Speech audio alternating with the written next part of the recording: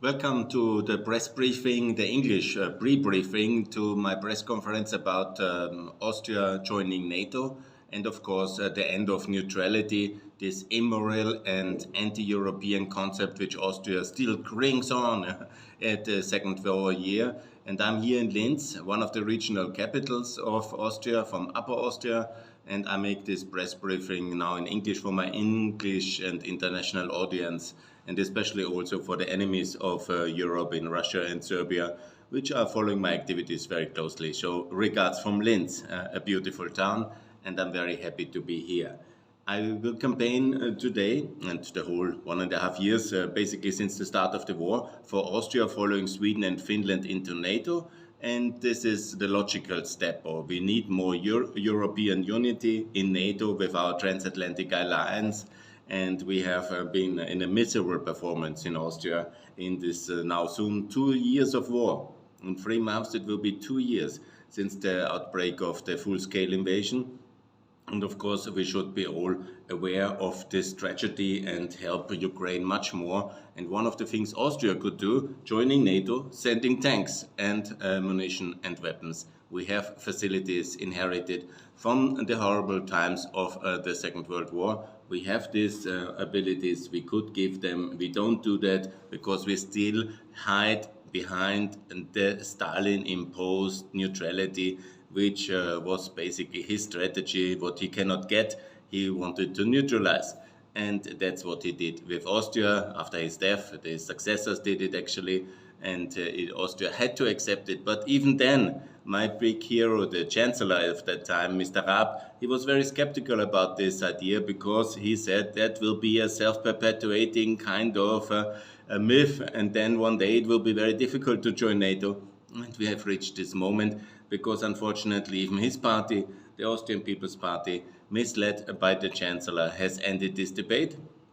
And now I'm one of the lonely voices in Austria to campaign for NATO membership, but I have already collected 6,234 signatures, and I'm going to be relentlessly campaigning again and again, reminding everybody what we need to do, what is our obligation, why we need to join NATO, and what's the moral and case to join NATO, which it is ultimately a moral case, a solidarity case, and a defense case, obviously. And I will make this case in this press briefing.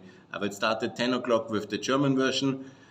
I've invited the regional media, and I will now, of course, in English, talk to my international audience. Austrian neutrality basically is, you see some part of my presentation here on the screen, the NATO flag. I'm always traveling.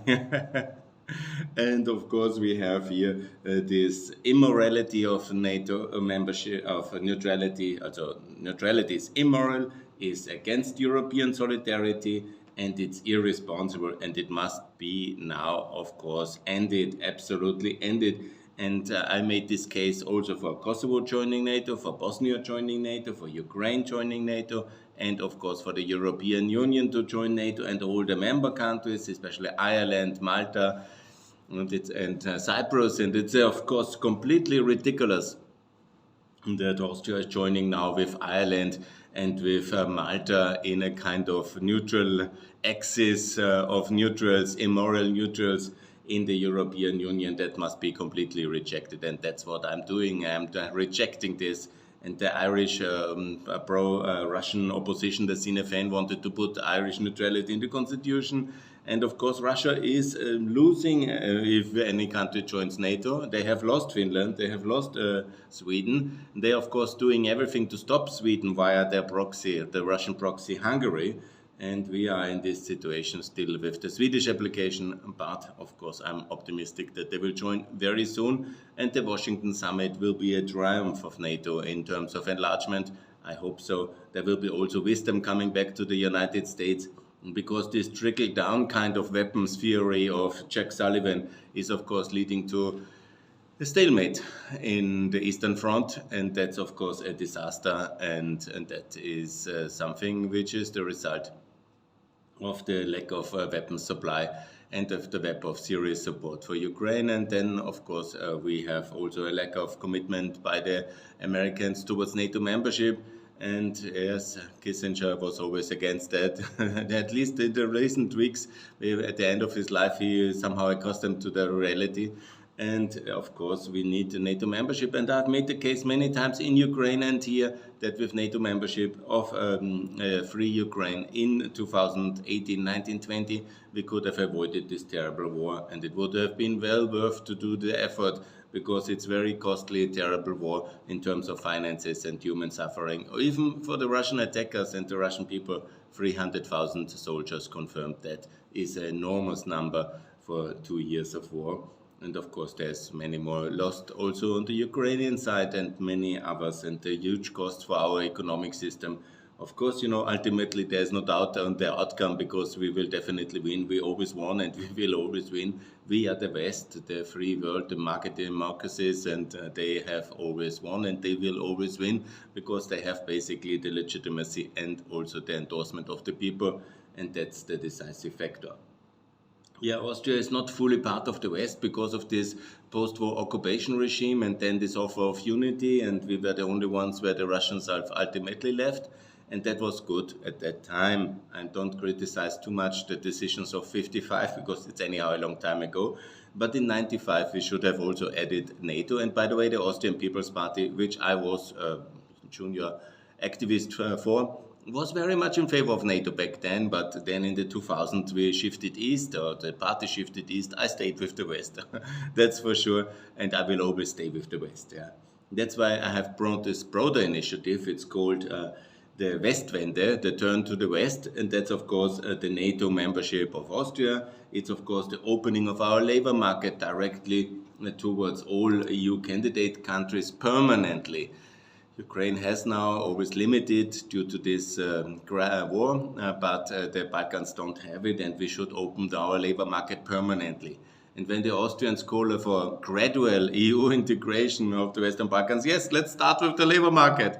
But the Austrian political elite doesn't want enlargement, and they are reluctant for political enlargement. They just go along the flow because the EU and the Germans have gone now towards enlargement back, luckily. And now the Austrians are somehow falling in line reluctantly, and they have created now this gradual thing, which partly is good to integrate the ministers into the meetings of the councils. Yeah, that's all very good, There's nothing bad. I proposed this since 10 years. But the situation is obviously that we should also have the labor market opened, and that's very important. And that I also propose since 10 years, and the contrary is happening in Austria, and that's very bad. And of course, yeah, also in trade policy, because the EU ultimately is a trade unification system, and therefore it's very important to have a free trade agreement with the Americas, with Mercosur, very important to ratify it, and first to conclude it with the United States of America, but also ratify all the other open agreements, and the protectionist, isolationist, xenophobic, anti-Semitic Austria must really come to an end. And we are all of that, unfortunately, even when then there's a pro-Israeli position from time to time in this terrible war. The reality is that we are in all these cases full of anti-Semitic prejudices, which unfortunately that's back to a very tragic time, which we have not really recovered and worked out like the Western Germans, because we were neutral, we were the good guys, we were hiding, and we were shifting all the responsibility to the Germans, and we were somehow neutral in the Cold War. And now again we are neutral, and we think that's a moral position, but it's totally immoral. We teach our children to be active when you see injustice, to intervene, to be an activist. If you see something wrong, you talk against it, you act against it. But if there's a war in Europe, we are neutral. And that's ultimately moral neutrality, because we do very little for Ukraine in terms of finances, and we are reluctant to do more. And we engage with Orban, and it's all a complete disaster. And by the way, there's many other things which are very wrong in Austria, but they are not topic of this debate today. Yes, I will talk today about this balance sheet of our Zeitenwende, it's called, yeah, and we have really achieved very little. And when you see this failed balance, it's basically a complete disaster, what Austria done. I've defined 6 different sectors of this Zeitenwende, of this epoch shift. This is, of course, the strategic debate about NATO membership. Austria has stopped the debate. I'm the only one campaigning actively for that. There is also in trade policy, Austria is in fundamental opposition towards the EU in all free trade agreements, and that's an absolute disaster. And we really are totally isolated on that one. And it's really immoral position to take to starve the poor people of Africa, Asia, and the Americas and South America into submission because they don't take our labor standards or our very sophisticated environmental standards, while we continue to buy Russian gas in masses, 7 billion, when this Russian gas is extracted in Russia under most terrible climatic and environmental standards of Russia. And we will one day have to clean that mess up as well, as we have to clean all the communist past up in Eastern Europe in the last 30 years. And this is an absolute disaster. But Austria is continuing this. And then in the enlargement policy of the EU, we have done some good, I have to concede, on the Bosnian issue, on EU candidate status for Bosnia, but for Kosovo, nothing. And there is a real shift towards Orban here, and that's a big topic. I discussed already number 4, the item is the energy policy, and you see still massive Russian consumption, Russian gas consumption in Austria. And I call again for Ukraine to cut the transit immediately. Cut the transit of gas from Russia to Austria, Hungary, Slovakia immediately. Don't take any consideration. Hungary will anyhow be against it, and Austria can, in reality, not vote against Ukraine. That the Germans would not allow. And we are still, mostly the pretenders a normal country. So please, Ukraine, cut the energy transit immediately, not end of 24, immediately. I call as well on Bulgaria, cut the energy supplies immediately.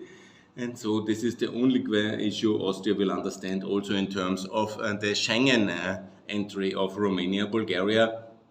And I talked to the Romanians and the Bulgarians and also the Ukrainians directly. Please cut the energy transit to these Russian proxies, Serbia, Hungary, Slovakia, Austria. And that's the only way they will then change their policy. And of course, in terms of military hardware and ammunition supply to Ukraine, we have done about nothing. And really nothing, because we are neutral. Yes, we are neutral. Don't ask us. We even block, the worst thing of Austria is not even that we don't deliver, but we send our 50 tanks, which could be very useful, old Cold War good tanks, they could be all in Ukraine now. And we could order new tanks, let's buy 30 ones, they will be delivered in 5 years. We don't need tanks at the end of the day because for training purposes, maybe 2, and that's enough because we don't need a tank force because the Ukrainians are ultimately defending us and the Slovakians in between in case, and the Polish. So we behave like in the former monarchy where we basically are defended by the foot soldiers of Eastern Europe. And of course, has never worked in the past, and it is also not moral. Why should the Slovaks defend us and not we ourselves contribute? So send the tanks there, buy new tanks, very good. And what we also do is then buying new ammunitions. That's also outrageous, as if we would need artillery ammunition. There is no case to be designed. So we need, of course, maybe air defense. That's very good. We are in Sky Shield. But ammunition we should send to Ukraine and not to Austrian bunkers. This is absolutely logical. And then we have always this Schengen veto and the pro-Orban policy. In all aspects, we can see that since November 2022, the Austrian People's Party has shifted towards urbanization. They made this agreement with Serbia. They see simply that the Serbs have more voters than the Albanians. That's one aspect. Then they see the Croatians and the pro-Western Balkan, the pro-European Balkan people in Austria. The Serbs have a lot, and then they organize, and then they blackmail the Austrian People's Party. And then, of course, there's the migration policy deal, and that's all a big disaster. And we have seen it in many, many aspects. The question of the ambassador appointments, the question of the EU candidate status for Kosovo, the question of progress for EU and Macedonian and Montenegrin membership, because obviously we should somehow treat our NATO allies better, the free ones, Albania, Montenegro and Kosovo, and Montenegro, North Macedonia and Kosovo better, faster, and we should punish obviously Serbia, which is a very dangerous country, and they have committed a terror attack against Kosovo on the 24th of September. I will talk about that one as well. So we have, of course, these 6 parameters, and Austria has performed 0 in all them, even turned negatively against the West. So that's very negative. What I personally call for is Austria joining NATO, then of course Kosovo joining NATO, Bosnia joining NATO, Ukraine joining NATO, of course the recognition of Ukraine and Bosnia, Bosnia and Ukraine should recognize Kosovo as well, please. Yeah. And of course then the EU joining NATO, because strategic autonomy was always an anti-American strategy. What we need is responsibility. They call it strategic responsibility inside NATO. We need a Europeanization of NATO, the EU joining NATO, and of course, together with America. We also will have a positive influence on the American elections, and that's very good, because then we take this irresponsibility of Europe out of the election tick box of the Republican Party, MAGA extremists, and that's very important. That's a contribution we can do. And that will be very decisive elections in 2024. Basically, Russia against Europe, Biden against Trump. If you are lucky, I will always recommend to vote for Nikki Haley, and hopefully she will be the candidate of the Republican. Then the picture looks much different, but obviously now at the moment it looks more credible that Trump will be the candidate. He will lose, but he will have massive support from Russia and China, and it will be a very big problem. So we have 6,234 votes for NATO, and we have for opening of the labor market, we have 1,690, and we have 739. That's bigger campaigns I will have to do also 2024 during the European elections. Then, of course, what I say, we should have solidarity with the EU, and the Germans have cut off Russian gas. We should do the same.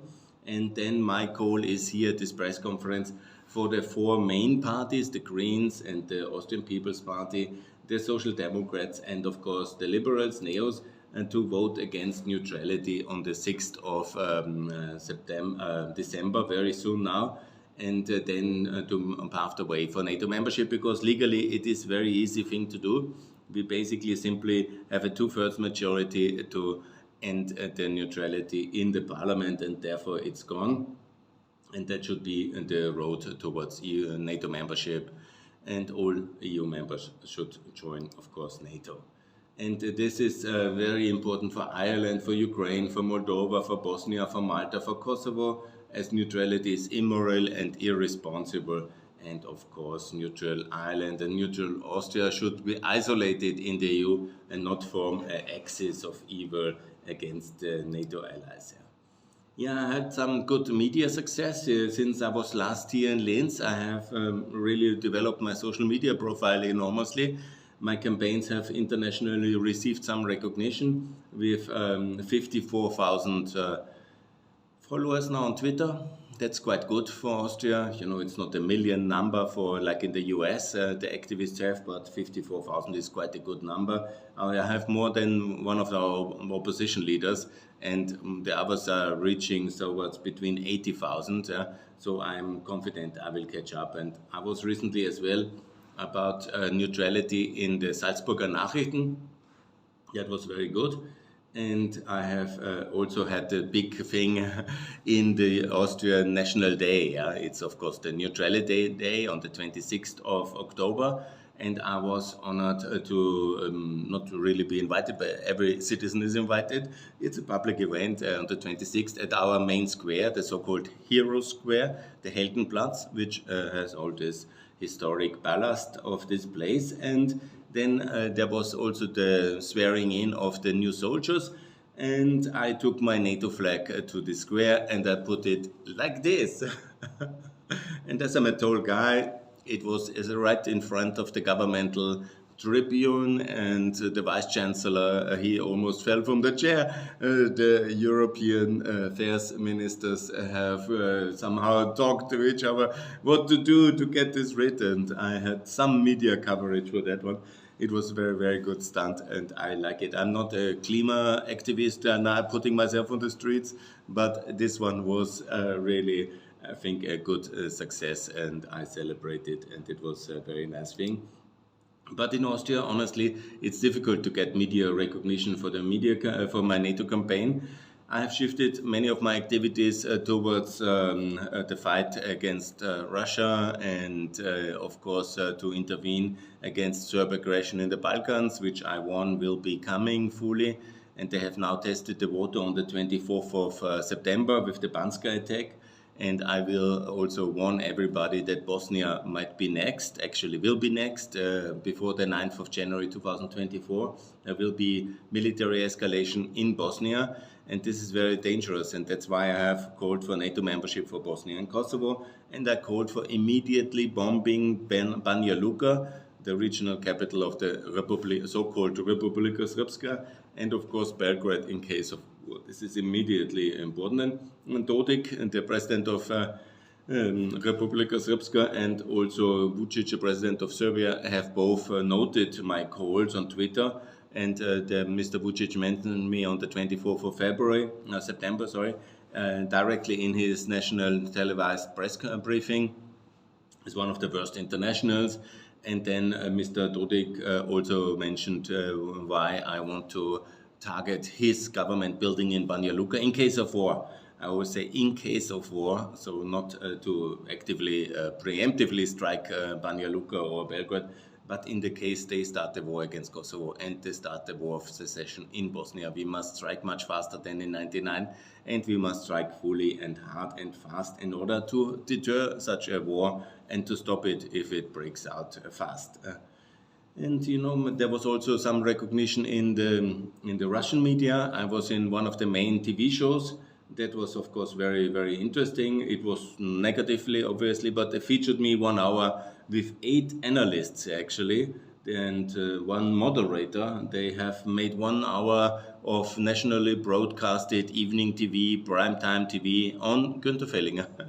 Yes, I don't get the same media recognition in Austria, but in Russia I have it on the 20th of 11th of, it is some kind of special show. They called me psychopath there. That was not so nice. I'm totally sane.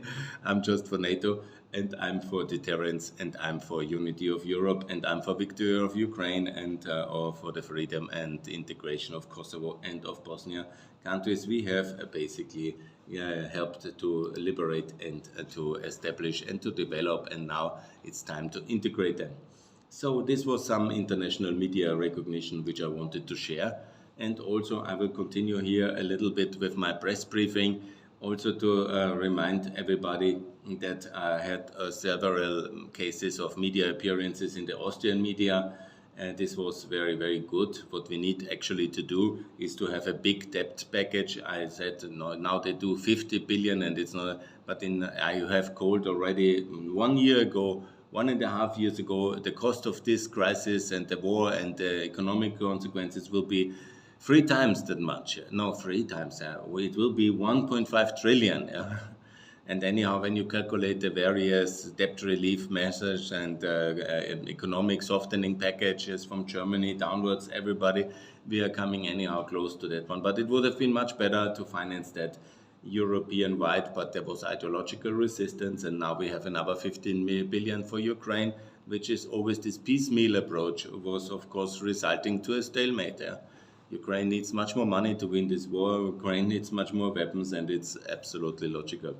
Yes, I have published also about Ukraine's NATO and EU integration, and that was all over the media. And I do this initiative myself, I'm self-financing it, and I am an Austrian development consultant and economic consultant, and that's what I'm doing basically. And I have this instrument of direct democracy. I use it actually to campaign for that. Yes, and the main question, let me always reiterate, Austria should join NATO. It is very important, and we should be very clear that we have also No need that the Slovaks and the Polish and the Hungarians defend us. We should take responsibility for the defense of Austria and of Europe ourselves, contribute financially decently. Now we have increased the budget for 14 billion. That is okay over 10 years. It's not so much, but nevertheless we can buy some assets, but we have only minusculely increased the defense budget structurally, and it should be 2%, and we should be doing exactly that. And that would be a serious long-term change in our policy. And I've said that all over the media in my media experiences, and I have made these 12 points why Austria should join NATO. Austria will be more secure, and we also contribute to our own security ourselves. We should also follow NATO standards, because that would be very good to also reform our secret services, because they are leaking to Russia. And we have something like a real solidarity in the European Union, and that's NATO. And we should also have a Europeanization of NATO. And NATO is simply normal in European Union Europe. Everybody is member, just a few exemptions, few islands. And the logical next step is, of course, the EU membership in NATO, which is the next step towards a statehood of the European Union, similar like the United States of America, the United States of Europe. The ability to join a defense alliance gives you an eye-to-eye relation with the United States, and of course is an important step forward in our own self-esteem and in our own self-recognition, and that's important. NATO is, of course, anchoring America in Europe, and that's very important. Without the US, we wouldn't have free Europe. We would all have to submit towards Russia, and that would be terrible. So that is important. And then we have also NATO means security for Kosovo and Bosnia, and we should not create these neutral examples like Austria, which is often cited in the Serb media, and the Serb president always says the Austrian model, neutrality, like free riding and not confronting the past. Austria has not sufficiently done that, our tragic past, and Serbia has not done it at all. Their tragic past of the Balkan genocides in the 1990s. And then you have, of course, NATO has saved Ukraine now, and neutral Austria has done nothing. We know we all would be neutral, of course, Ukraine would be defeated. So this is very important that we understand that. So neutrality serves only Russia. Yes, under this neutrality, we cannot give any weapons, and we should give weapons to Ukraine. And we should also confront and tackle this anti-Americanism and this pro-Sovietic kind of philosophy and kind of leftover myths. We are one of the few countries which still has this Soviet Stalin monument in the center of Vienna at the Schwarzenbergplatz. It should be removed. Soviet Union in the museum, out of the public square, and decent monuments. And the whole thing that the Soviets have saved Europe, no, they have not. They were the evil empire, same as the Nazi empire. They have just allied with the Nazis to make World War I, World War II possible in the so-called Molotov-Stalin-Hitler Pact. And this is the tragedy, and it was a tragedy for the Eastern Europeans. First, they were the battlefield, and so many died during the war, and then they were occupied for another almost 50 years they lost. And of course, that was a completely disaster. And we still have a lot of Russian influence in our politics due to this kickback system of the Russians. And that's, of course, this kind of whole myth. We have to engage the Russians economically. The Germans have to overcome that now. Austria is still very active on that one. We have over 26 billion Russian money in the Austrian economy, and of course, we need also to develop a new kind of identity as a European Austria, because this neutrality leads to kind of a special status of Austria in the EU, that we are not fully member, we are not fully responsible, and that we are special than the rest of the EU. And then it leads to many negative side repercussions and consequences. And we should be a European Austria. I say European Austria is different to neutral Austria, and we should have had this debate in '95. But we hadn't. And ultimately, Austrian neutrality is immoral, it's against solidarity, and it's irresponsible, and it has to end now. Thanks a lot. That's my English briefing. Follow me on my Twitter page. I tweet in English, and on my YouTube channel. and I will now have a briefing as well in German language for the press conference here in Linz. Thanks a lot for listening. More to come from Pax Europiana. Bye.